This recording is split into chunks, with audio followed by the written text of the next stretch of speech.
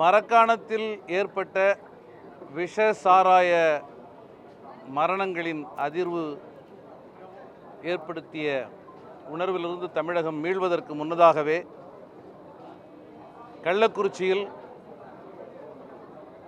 எண்ணி பார்க்க முடியாத அளவில் இதுவரை 36 உயிர்கள் பலியாகி இருக்கின்றன. உயிர் பலியின் எண்ணிக்கை 50க்கும் மேலாக உயரக்கூடும் என்கிற அளவில் வந்து கொண்டிருக்கிற விஷச்சாராய சாவுகளுடைய செய்தி நம்மை பேரெதிர்ச்சியில் ஆழ்த்தி இருக்கிறது.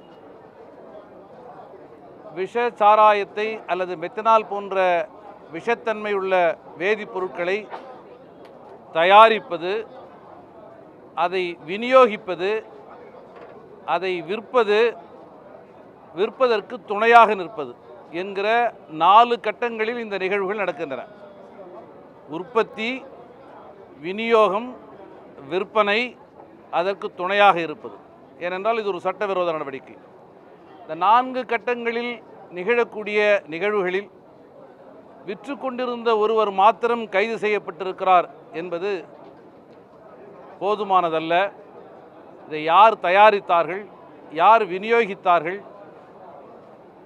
யார் இந்த சட்டவிரோத செயலை தடுக்க வேண்டிய பொறுப்பில் இருக்கிற அதிகாரிகள் ஏன் கடமை செய்ய தவறினார்கள் என்கிற கேள்விகள் எழுந்து நிற்கின்றன.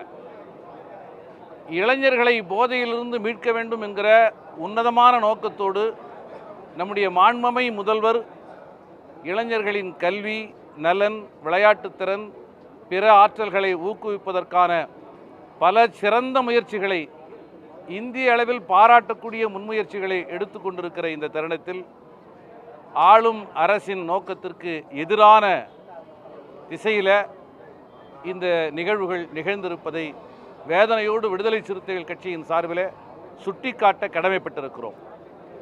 இதுவரை பல்வேறு விஷச்சாராய சாவுகள் நிகழ்ந்திருக்கிற சூழ்நிலையில் வேறு எப்போதும் இல்லாத வகையில் உடனடியாக நாங்கள் நியாயப்படுத்த விரும்பவில்லை என்கிற அடிப்படையில் முதல் முறையாக தமிழகத்தினுடைய வரலாற்றில் முதல் முறையாக, ஏற்கனவே பண்ருட்டி, உறையூர் பகுதிகளில் விஷச்சாராய சாவு நிகழ்ந்திருக்கிறது. பல்வேறு ஆட்சி காலங்களில் விஷச்சாராய சாவுகள் நிகழ்ந்திருக்கின்றன. ஆனால் உடனடியாக காவல் அதிகாரிகள் மீது நடவடிக்கை எடுக்கப்பட்டு பணியிடை நீக்கம் செய்யப்பட்டிருப்பது ஆறுதலை அளிக்கிறது. அதே சமயத்தில் உளவுத்துறை அதிகாரிகள் மீது ஏன் எந்த நடவடிக்கையும் எடுக்கப்படவில்லை என்கிற கேள்வியும் மிஞ்சி நிற்கிறது. காவல் நிலையத்திற்கு அருகே கூப்பிடு தூரத்தில் வெளிப்படையாக நடக்கிற இந்த நிகழ்வில் உளவுத்துறையின் தோல்வி பெருமளவிலே இருக்கிறது. ஆகவே இப்படிப்பட்ட நிகழ்விலே உளவுத்துறை காவல் அதிகாரிகள் மீது ஏன் நடவடிக்கை எடுக்கவில்லை என்கிற கேள்வியும் எடுகிறது. பணியிடை நீக்கம் என்பது ஒரு தண்டனை அல்ல என பல தருணங்களில் நீதிமன்றங்கள் தெளிவுரை தந்திருக்கின்றன. அது ஒரு விசாரணை நடைமுறை. ஆகவே இது தண்டனை அல்ல. தவறிழைத்த, குற்றத்திற்கு உடந்தையாக இருந்த காவல் அதிகாரிகளை உடனடியாக கைது செய்ய வேண்டும்.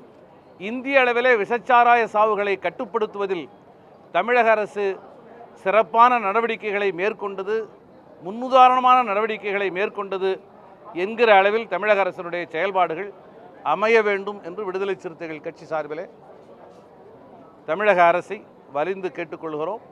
முதல்வரின் தூய்மையான நோக்கம் போதையில்லாத தமிழகம், போதையிலிருந்து இளைஞர்கள் விடுபட வேண்டும் என்கிற அந்த உன்னத நோக்கம் வெற்றி பெறுவதற்கு இடையூறாக இருக்கிற இத்தகைய அதிகாரிகள் யாராக இருந்தாலும் அவர்கள் மீது கடும் நடவடிக்கையை மேற்கொண்டு 100 விழுக்காடு போதையில்லாத தமிழகத்தை உறுதிப்படுத்துவதற்கு மாண்புமிகு முதல்வர் அவர்கள் நடவடிக்கை மேற்கொள்ள வேண்டும் என விடுதலை சிறுத்தைகள் சார்பில் அரசை வற்புறுத்தி கேட்டுக்கொள்கிறோம்.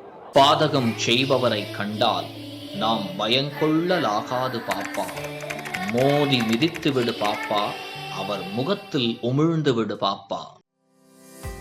அண்மை செய்திகளை உடனுக்குடன் தெரிந்து கொள்ள இணைந்திருங்கள் இயம்நாடு தொலைக்காட்சியுடன்.